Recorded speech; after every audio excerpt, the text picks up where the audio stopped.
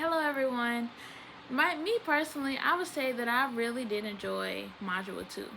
Not only because I like art, but also it felt more as if I was learning the scientific facts of art. Even though it has nothing to do with science, the way that it was broken down is as if I was learning biology, for instance, but in an artifactual way. However, I learned hue, value, and chroma. That's what reminded me of science, for instance. But if you don't know what hue, value, and chroma is, I would say hue is the actual color. And like for instance, red and blue. Value is how light and or dark a color is, and chroma is how bright and or dull it looks. Now keep in mind, color not only controls just us drawing and our painting, but it controls how we think and or feel. But keep in mind, back in the day, we didn't have as much color. And I learned how warm and cool colors, like red and orange, it makes us feel energetic. But not only that, cool colors like blue and green, we really feel calm around that. For instance, when you go outside and we see the blue sky, we really feel calm. That's why a lot of people go walking. But not only that, artists use these colors to create different moods. Now, one thing that I know, for instance, was back in the day, they burnt charcoal to make black.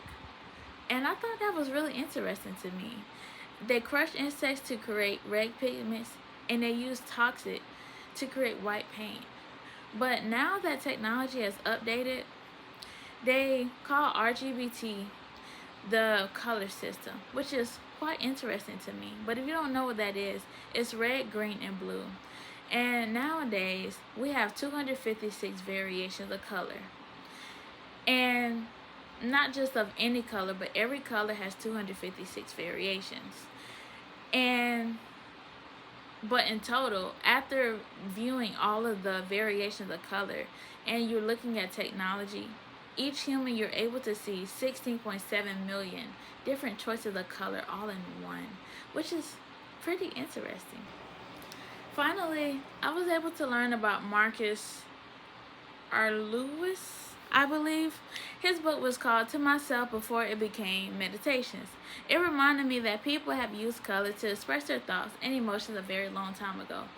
However, even though mental health is failing, and a lot of people don't necessarily express their emotions now, the people that like to read, and the people that don't read, they express it through coloring and painting and things in that nature, which is a really good way to express and get the stuff off your mind as well.